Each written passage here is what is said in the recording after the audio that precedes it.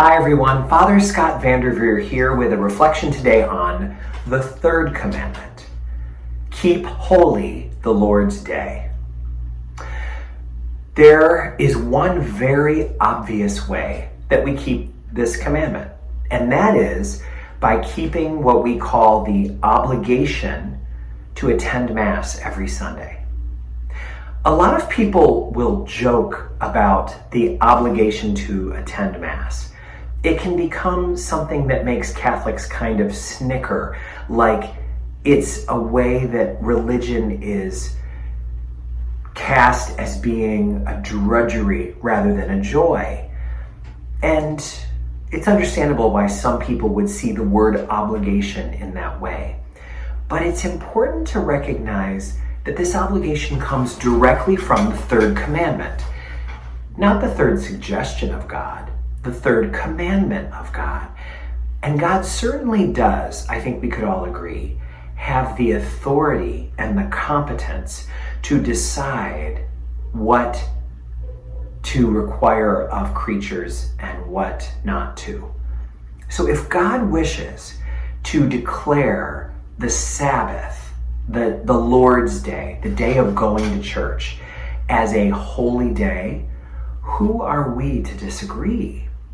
And who are we to call it a suggestion if it's actually listed as a commandment? So, a couple of reflections on this.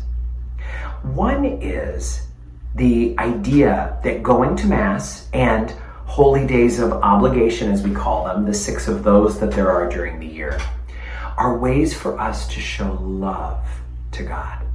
We show love for God when we demonstrate deep love for the Sunday worshiping experience. When we recognize that our parish is the family that God has given us, and that we must gather with them and worship God on that prescribed day, starting sundown on Saturday, anytime after 4 p.m., and anytime during the day on Sunday. If we don't give ourselves time to love and worship God in that window, we are shortchanging ourselves for sure, but we're also disobeying God.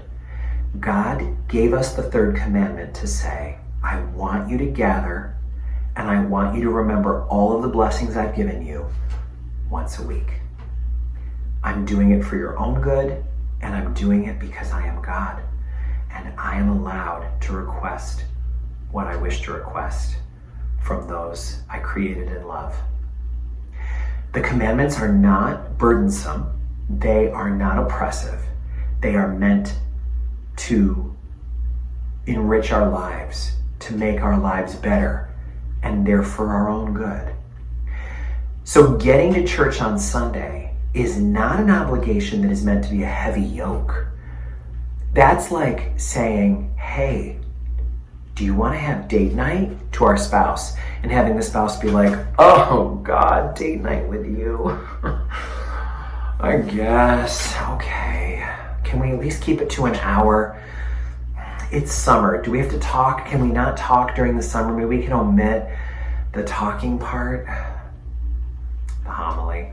Do you see what I mean? If we treat Sunday as date night with God, it's clear to understand why it's disrespectful to not keep the appointment. That's how we work on our relationship. And there are so many people that when they have a moment of hardship will say, why God, why? How could you allow this? Where are you in my life? And it would never be the right time in a moment of crisis to say this to somebody. But I think we can all agree that the question is, where are you in God's life? Are you spending time on this relationship, the most important relationship that any of us will ever have? Is this an important part of your life? Is this something that you care about and spend time nurturing? If it is, great. If it's not, how could we ignore this as an area in need of growth in our lives? So let us be willing to be honest with ourselves about the reason why we should go to church once a week and on those very special days of the year known as holy days. But that's not all this commandment is asking of us. This commandment is asking us to consider how we are setting apart a day for God. The Jews, our ancestors, are expected, just as we are, to have a Sabbath day where they do no work. The way God described it is, I created the heavens and the earth in 6 days, and on the seventh day I rested. And so you, my children, must also produce and contribute to the world 6 days a week. But on one day, my day, you must rest. It is hard for us to rest 1 day a week, but it is demanded of us by God, not as a burden, but for our own good. And so how important it is for us to recognize that just as the Sabbath was the guiding force for the Jews, so is the Sabbath for us.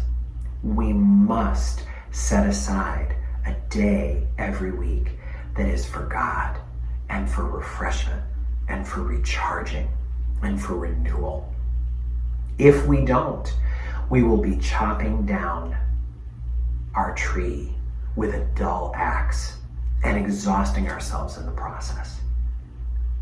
Have you ever heard what President Abraham Lincoln said about chopping down a tree with an axe? He was once asked, if you were given only an hour to chop down a giant tree with an axe, what would you do? And he said, I would spend the first 55 minutes sharpening the axe, and then I would spend 5 minutes chopping down that tree. There it is. There it is. The real work is in the sharpening of the axe. And that is what we do when we take time with God for refreshment and then worship God weekly at church, at Mass. I am so grateful to be reflecting on these commandments with you, because as we go through them one by one, now on the third, we recognize how loving they are, how beautiful and refreshing and caring they are.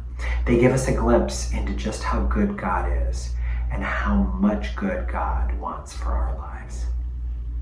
May the commandments continue to bring you life and joy as we continue working on this path of holiness. And may God bless you and all those you love.